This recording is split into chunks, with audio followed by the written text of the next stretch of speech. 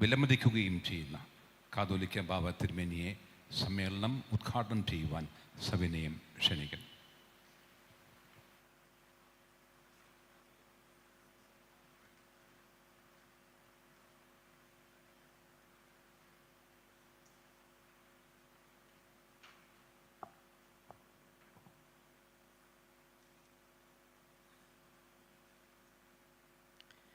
ത്രിയേക ദൈവതിരുനാമത്തിന് മഹത്വം ഉണ്ടാവട്ടെ.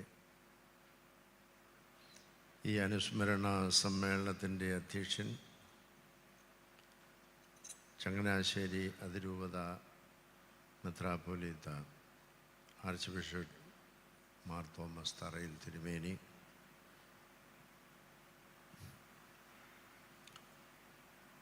ഈ സമ്മേളനത്തിന് അനുസ്മരണ സന്ദേശങ്ങൾ നൽകുന്ന ചങ്ങനാശ്ശേരി അതിരൂപതയുടെ മുൻ അധ്യക്ഷൻ archbishop Mar Joseph Perumthottam, Mar Thoma Suriyani Sabha Adoor ഭദ്രാസന മെത്രാപ്പൊലീത്ത മാത്യൂസ് ഫാർ സെറാഫിം തിരുമേനി, CSI മധ്യ കേരള മഹായിടവ മുൻ അധ്യക്ഷൻ right reverend doctor Thomas Samuel തിരുമേനി, അദ്വൈത വിദ്യാശ്രമം കുറിച്ച് director board Sivagiri director board അംഗം സ്വാമി വിശാലാനന്ദ, പുതൂർ പള്ളി മുസ്ലിം ജമാഅത്ത് president advocate TP Abdul Hameed, എല്ലാവർക്കും സ്വാഗതം ആശംസിച്ച monsignor Antony Ethakkatt, pastoral council joint secretary Shri Biju Sebastian, സന്നിഹിതരായിരിക്കുന്ന വൈദിക ശ്രേഷ്ഠരെ, ഏറ്റവും പ്രിയപ്പെട്ട കന്യാസ്ത്രീകളെ, ചങ്ങനാശ്ശേരി അതിരൂപതയുടെ വിവിധ ദേവാലയങ്ങളിൽ നിന്ന് വന്നെത്തിയിരിക്കുന്ന പ്രതിനിധികളായ സഹോദരീ സഹോദരങ്ങളെ,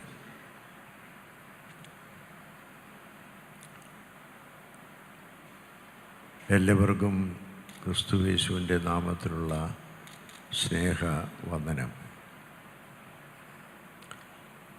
ഫ്രാൻസിസ് മാർപ്പാപ്പായെ ഓർമ്മിക്കുന്ന ഒരു സമ്മേളനം.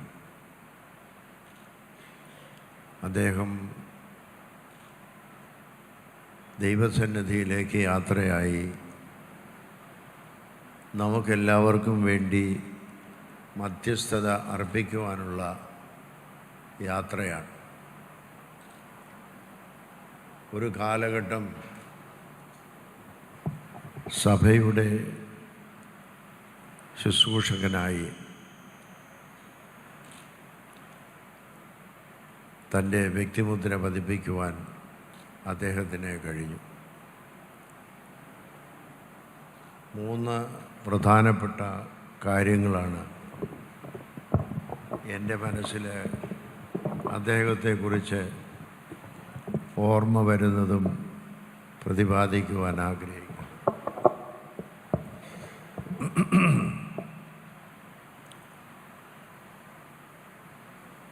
2016 ഞാൻ ആദ്യമായിട്ട് അദ്ദേഹത്തെ കാണുന്നത്. അന്ന് ഒരു മാസക്കാലം റോമിൽ ഞാൻ പഠിച്ച ഓറിയൻ്റൽ ഇൻസ്റ്റിറ്റ്യൂട്ടിൽ എൻ്റെ പുസ്തകം ഒന്ന് അപ്ഡേറ്റ് ചെയ്യുന്നതിന് വേണ്ടി താമസിച്ച ഒരു കാലഘട്ടത്തിൽ അദ്ദേഹത്തെ നേരിൽ കാണുന്നതിനൊരവസരം എക്യൂമെനിക്കൽ ഡിപ്പാർട്ട്മെൻറ്റ് ഒരുക്കുകയുണ്ടായി. അന്ന് ഞാൻ കണ്ടനാട് ഭദ്രാസന മെത്രാപ്പൊലീത്ത മാത്രമാണ്. ആ ഒരവസരം മറക്കുവാൻ പാടില്ലാത്ത ഒന്നാണ്. അതോടൊപ്പം 2023 സെപ്റ്റംബറിലും മലങ്കര ഓർത്തഡോക്സ് സുറിയാനി സഭയുടെ പ്രധാന മേലധ്യക്ഷൻ എന്ന രീതിയിൽ അദ്ദേഹത്തെ സന്ദർശിക്കുകയും സംസാരിക്കുകയും ചെയ്തിട്ടുണ്ട്. ഈ രണ്ട് സന്ദർഭങ്ങളിലും എന്നെ ഹഠാത് ആകർഷിച്ചതായ പ്രധാനപ്പെട്ട കാര്യം അദ്ദേഹത്തിൻ്റെ വിനയമാണ്. സാധാരണ പറയുന്നത് പോലെ humility is not debility, but it is nobility of the character എന്ന് പറയാറുണ്ട്. അത് അർത്ഥശങ്കയില്ലാതെ ആരെക്കുറിച്ചെങ്കിലും പറയാമെങ്കിൽ അത് ഫ്രാൻസിസ് മാർപ്പാപ്പയെക്കുറിച്ചാണ് എന്നുള്ളത് അദ്ദേഹവുമായുള്ള സംസാരത്തിൽ നിന്ന് എനിക്ക് മനസ്സിലായ ഒരു കാര്യമാണ്. ആദ്യം കാണുമ്പോഴും ഒരു മെത്രാപ്പൊലീത്ത മാത്രമായിരുന്ന ഞാൻ അദ്ദേഹം എത്രമാത്രം വിനയത്തോടുകൂടിയും സമഭാവേനയും ആണ് സംസാരിച്ചത് എന്ന് ഓർക്കുമ്പോൾ വളരെയധികം ബഹുമാനമത്തെക്കുറിച്ച് തോന്നി. വിനയമുള്ളവർക്ക് മാത്രമേ അപ്രകാരം തന്നേക്കാൾ താഴ്ന്ന സ്ഥിതിയുള്ളവരെയും തന്നേക്കാൾ ഉന്നതരായി കണക്കാക്കാൻ സാധിക്കുകയുള്ളൂ. അതാണ് അദ്ദേഹത്തിൻ്റെ ഏറ്റവും വലിയ ഒരു വിശേഷമായി ഞാൻ കാണുന്നത്. കാതോലിക്ക സ്ഥാനത്ത് വന്നതിന് ശേഷവും 2023 സെപ്റ്റംബറിൽ അദ്ദേഹത്തെ കാണുമ്പോൾ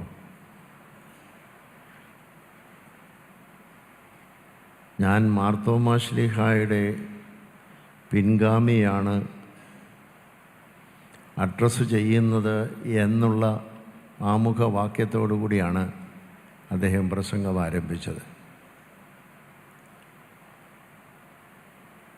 എത്രമാത്രം ഒരു ഉന്നതമായ സ്ഥാനത്തിരിക്കുന്ന ഒരാൾ പത്രോസ് ശ്ലീഹായുടെ പിൻഗാമിയായിരിക്കുന്ന അദ്ദേഹം സഹോദര നിർവിശേഷമായ ബഹുമാന ആദരവോടുകൂടെ എന്നെ സ്വീകരിക്കുകയും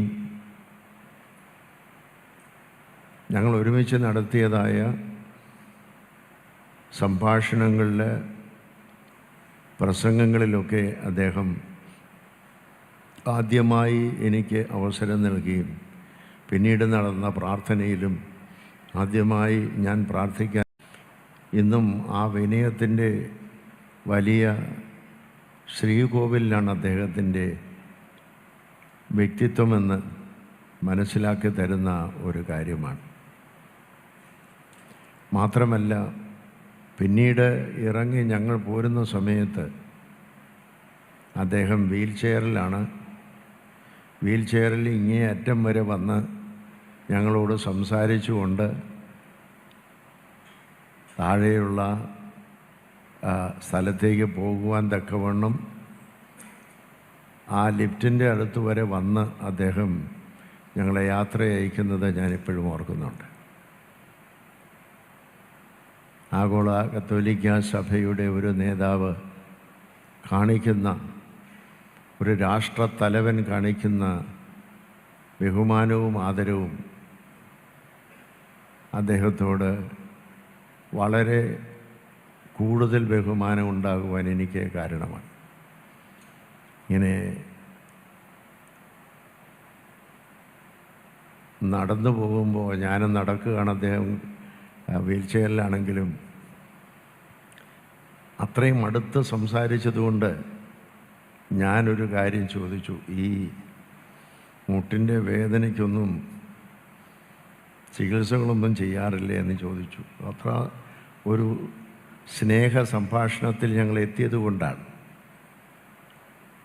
അദ്ദേഹം അത് വളരെ സന്തോഷമായി സ്വീകരിച്ചിട്ട് എന്നെ എൻ്റെ ദേഹത്ത് തൊട്ടിട്ട് പറഞ്ഞു, ഡോക്ടർമാർ പറയുന്നുണ്ട് എൻ്റെ മുട്ട് ഓപ്പറേഷൻ ചെയ്യണമെന്ന്.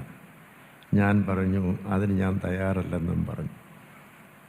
അതുകൊണ്ട് ഇതാണ് ഓപ്പറേഷനേക്കാൾ നല്ലതെന്ന് ഞാൻ വിചാരിക്കുകയാണെന്ന് എന്നോട് പറഞ്ഞു.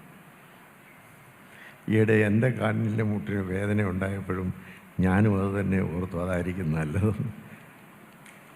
കാരണം അദ്ദേഹം അത്രമാത്രം സൗഹൃദമായിട്ട് വിനയമായിട്ട് ആ കാര്യം പറയാൻ തയ്യാറായി എന്നുള്ളതാണ്. ഞാനൊരിക്കലും പ്രതീക്ഷിച്ചില്ല അദ്ദേഹത്തിൻ്റെ മറുപടി ഇങ്ങനെ ആയിരിക്കുമെന്ന്. ദൈവകൃപയാൽ 4-5 വർഷം റോമിൽ താമസിച്ച് പഠിക്കാനിടയായതുകൊണ്ട് അദ്ദേഹത്തോട് ഇറ്റാലിയൻ ഭാഷയിൽ സംസാരിക്കാൻ സാധിച്ചു എന്നുള്ളതുകൊണ്ട് ആണ് അത്രയും താഴ്ന്ന് സംസാരിക്കാൻ തയ്യാറായത്. അദ്ദേഹത്തിനും അത് സന്തോഷമായിരുന്നു. ഞാൻ പറയുന്നത്, അങ്ങനെ ഓരോ നിമിഷങ്ങൾ അദ്ദേഹവുമായുള്ള ബന്ധത്തിൽ നിന്ന് മനസ്സിലാക്കുന്നത് അത്രമാത്രം ഏതു മനുഷ്യനെയും വിനയത്തോട് സ്വീകരിക്കാൻ കഴിയുന്ന അദ്ദേഹത്തിൻ്റെ മനസ്സ് ദൈവ മനുഷ്യർക്ക് മാത്രം ലഭിക്കുന്നതാണ്. ദൈവം ഹൃദയത്തിൽ കൂടിക്കൊണ്ടിരിക്കുന്ന ഒരുവന് മാത്രം ലഭിക്കുന്നതാണ്. രണ്ടാമത് അഭിമന്യ തറയിൽ തിരുമേനി ഇവിടെ ഓർമ്മിപ്പിച്ചതുപോലെ ഈ മാനവ സമൂഹവും പ്രകൃതിയും പ്രപഞ്ചവും അദ്ദേഹത്തിൻ്റെ കുടുംബമാണ്. അദ്ദേഹത്തിൻ്റെ ഓരോ പ്രസ്താവനകളും വീക്ഷണങ്ങളും വരുമ്പോൾ ഈ പ്രപഞ്ചത്തിലുള്ള ഏത് കാര്യത്തെക്കുറിച്ചും അദ്ദേഹത്തിൻ്റെ വ്യക്തിപരമായ അഭിപ്രായങ്ങൾ ആരുടെയും മുഖം നോക്കാതെ ശക്തമായ രീതിയിൽ പറയാനുള്ള വിപതി ധൈര്യം അദ്ദേഹത്തിനുണ്ടായി. അതാണ് ബഹുമാനിക്കപ്പെടേണ്ടത്. ഏതെല്ലാം തരത്തിലുള്ള സാമൂഹ്യ പ്രശ്നങ്ങൾ ഈ സമൂഹം നേരിടുന്നത് ആരായിരുന്നാലും, അത് ഇസ്രായേലിൻ്റെ ഗാസയിലുള്ള ആക്രമണമായിരുന്നാലും, റഷ്യയുടെ യുക്രൈനിലുള്ള ആക്രമണമായിരുന്നാലും, ട്രംപിൻ്റെ മതിൽ കെട്ടുന്നതായിരുന്നാലും, ഏതിനോടും വളരെ ധൈര്യമായിട്ട് അവർ ചെയ്യുന്നത് അനീതിയാണെന്ന് പറയാൻ ഉള്ളതായ ചങ്കൂറ്റം അദ്ദേഹത്തിനുണ്ടായിരുന്നു. കാരണം നമ്മൾ നിവസിക്കുന്ന ഈ ലോകം നീതിയിലും സമാധാനത്തിലും സ്നേഹത്തിലും പുലരേണ്ടതാണ്. ആർഷഭാരതത്തിൻ്റെ വസുദൈവ കുടുംബകമെന്നുള്ള ആ ചിന്ത, നാം എല്ലാവരും ഒരു കുടുംബത്തിൽപ്പെട്ടവരാണ്, നാം എല്ലാവരും ഒരു സമാധാനത്തിൽ ജീവിക്കാനുള്ളവരാണ് എന്നുള്ള വീക്ഷണം അദ്ദേഹത്തിൽ ആഴമായി ഉൾക്കൊണ്ടിരുന്നതാണ്, വേര് പിടിച്ചിരുന്നതാണ്. അതുകൊണ്ട് പലർക്കും അദ്ദേഹത്തെക്കുറിച്ച് വ്യത്യസ്ത അഭിപ്രായങ്ങളുണ്ടാവാം. ലോകത്തിൽ പലതരത്തിലുള്ള വീക്ഷണങ്ങളുള്ളവരുണ്ടാകാം. പക്ഷേ നിരീശ്വരനെ പോലും മനുഷ്യനായിട്ടും മനുഷ്യസ്നേഹിയായിട്ടും സഹോദരനായിട്ടും മനസ്സിലാക്കി എല്ലാ മനുഷ്യരിലും, അത് ഭിന്നശേഷിക്കാരാകട്ടെ ഏത് തരത്തിലുള്ള ആളുകളായിരുന്നാലും, മനുഷ്യനെല്ലാം ഒരേ കുടുംബത്തിലുള്ളവരാണ്. ഒരേ പിതാവാം ദൈവത്തിൻ്റെ മക്കളാണ് നമ്മളെല്ലാവരും. അപ്പം നമ്മിൽ എല്ലാവരിലും ദൈവം തന്നിരിക്കുന്നതാണ്, മനുഷ്യനായി ജനിച്ചിട്ടുള്ള ഏവരിലും തന്നിരിക്കുന്നതാണ് ദൈവസ്വരൂപവും സാദൃശ്യവും എന്ന് പറയും. ആ ദൈവസ്വരൂപവും സാദൃശ്യവും മറ്റുള്ളവരിൽ കണ്ടെത്താൻ കഴിയുന്നത് ആ ദൈവസ്വരൂപത്തിൻ്റെ പൂർണ്ണതയിൽ വന്നിരിക്കുന്ന ഒരാളിന് മാത്രമേ കഴിയുള്ളൂ. അല്ലെങ്കിൽ പലതരത്തിലുള്ള വേർതിരിവുകൾ ജാതിയുടെയോ മതത്തിൻ്റെയോ സമ്പത്തിൻ്റെയോ സ്ഥാനത്തിൻ്റെയോ ബഹുമതിയുടെയോ ആരോഗ്യത്തിൻ്റെയോ സൗന്ദര്യത്തിൻ്റെയോ ഒക്കെ പേരിൽ മനുഷ്യനെ വേർതിരിച്ച് കാണാൻ കഴിയുന്ന അധമ ചിന്ത ദൈവസ്വരൂപമുള്ളവരിൽ ഉണ്ടാവില്ല. അവനെല്ലാവരെയും ഒരുപോലെ കാണാനും ഒരുപോലെ സ്നേഹിക്കുവാനും അവൻ മറ്റുള്ളവൻ്റെ വേദന എൻ്റെ വേദനയാണെന്ന് മനസ്സിലാക്കാനും ഉള്ള കഴിവ്, അത് കേവലം സിമ്പതിയല്ല, നേരെ മറിച്ച് എമ്പതിയാണ്. സഹതാപമല്ല, സഹാനുഭൂതിയാണ്. ആ സഹാനുഭൂതിയിൽ അദ്ദേഹം വളർന്നു എന്നുള്ളതാണ്. മന്ദബുദ്ധികളായ കുഞ്ഞുങ്ങളെ മടിയിലിരുത്തി താലോലിക്കുന്ന ചിത്രം ഈ കഴിഞ്ഞ ദിവസം തന്നെ നമ്മൾ കാണുകയുണ്ടായി.